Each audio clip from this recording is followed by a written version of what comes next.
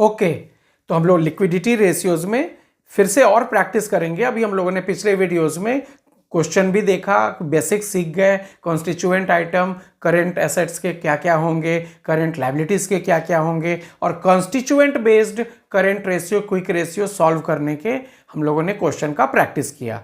अब आते हैं कुछ और क्वेश्चंस की प्रैक्टिस लेकर, सेम टॉपिक लिक्विडिटी रेशियोज।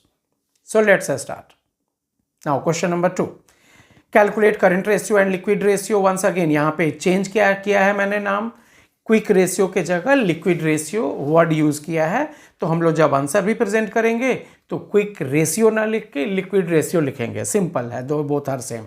हाँ, question is saying total assets की value, non current liabilities, shareholders fund, non current assets, inventories. ठीक है, डाटा दे दिया। Now have to plan current ratio के कोशिश में लगना है। तो लास्ट टाइम वाले क्वेश्चन से क्या अंतर होगा इसका देखते हैं। लास्ट टाइम वाले में कॉन्स्टिट्यूएंट बेस्ड आइटम थे, इस बार वैसा नहीं है। तो चलो पहले हाफ मार्क्स फॉर्मूला तो लिख के ले लें। Current assets bye current liabilities, current ratio का बेसिक फॉर्मूला दे दिया। नाउ हम लोग रिलेशन जानते हैं, बैलेंस शीट का हम लोग को फॉर्मेट याद है फाइनेंशियल स्टेटमेंट ऑफ कंपनी में, that total assets is sum total of non current assets plus current assets. ये रहा स्टेप 1, इससे स्टार्ट करेंगे।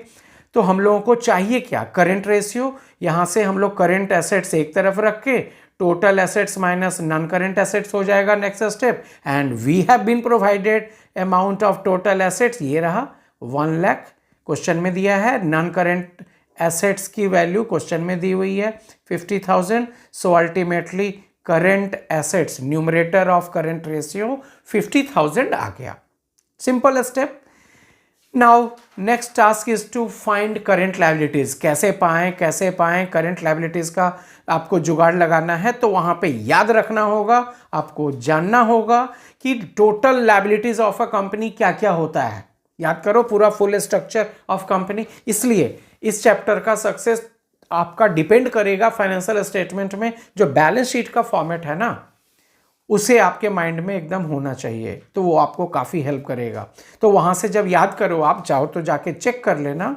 Total liabilities is always equal to shareholders fund plus non current liabilities plus current liabilities. इन तीनों का sum total liabilities कहलाता है। तो यहाँ हमें दिख रहा है कि करेंट लायबिलिटीज लगता है यहाँ से खोज निकालेंगे। हाँ, क्योंकि बाकी जो 3 टर्म हैं करंट लायबिलिटीज के अलावे, वो तीनों का डाटा क्वेश्चन में मेंशन है। आपको इतना जो उलट पुलट और अलजेब्रिक कैलकुलेशन करने हैं, ये कला तो आनी चाहिए, और वो है आप में, आप कर लेंगे बड़े आराम से। सो यहाँ से सॉल्व करेंगे तो करंट लायबिलिटीज एक तरफ, शेयर होल्डर्स फंड और नॉन करंट लायबिलिटीज को उस साइड ले गए इक्वल टू के, तो साइन माइनस हो गया।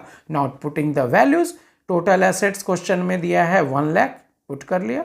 Share holders fund 60,000, non current liabilities 20,000, so 1 lakh minus 80,000 in total.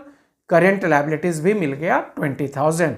Now putting on the formula, current ratio आ जाएगा 50,000, यहाँ करंट एसेट्स निकाले वो, डिवाइडेड बाई 20,000 करंट लायबिलिटीज यहाँ जो निकाले वो। So on dividing we will get current ratio 2.5:1। Okay, second question का डिमांड है लिक्विड रेशियो। लिक्विड रेशियो यहाँ पे फॉर्मूला में हम लोग क्विक वर्ड अब अवॉइड करेंगे, लिखेंगे liquid assets by current liabilities. Half marks यहाँ भी मिल गया। अब आगे बढ़ते हैं। लिक्विड एसेट्स इक्वल टू क्या, current assets minus inventory minus prepaid expense minus advance tax if any. यहाँ पे आप कहते हैं कि sir prepaid expense advance tax नहीं है, तो क्या in exam we can leave this prepaid expense and advance tax in formula writing? वो आपकी मर्जी, मैं तो सजेस्ट करूंगा नहीं छोड़ना चाहिए, लिख देना है। इन्वेंट्रीज रहे, प्रीपेड एक्सपेंस रहे, एडवांस टैक्स, तीनों को मेंशन कर दो। नहीं है तो यहाँ पे अमाउंट हम लोगों ने प्रीपेड एक्सपेंस और एडवांस टैक्स का निल ले लिया, सिंपल।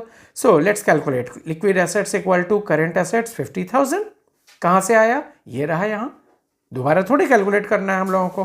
करंट एसेट्स ऊपर है 50,000, in same answer we can repeat rupees 50,000। Inventories के वैल्यू 30,000 क्वेश्चन में गिवन था, that have been subtracted here, और prepaid expense nil, advance tax nil. So after calculation 50 minus 30 liquid assets आ गया 20,000, formula पे put किए तो लिक्विड रेशियो इक्वल टू यहाँ से करेंट लिक्विड एसेट्स के 20,000 न्यूमरेटर में और इत्तेफाक से करंट लायबिलिटीज भी 20,000, सो 20,000 by 20,000, ultimate answer is 1:1 for liquid ratio, it is 1:1।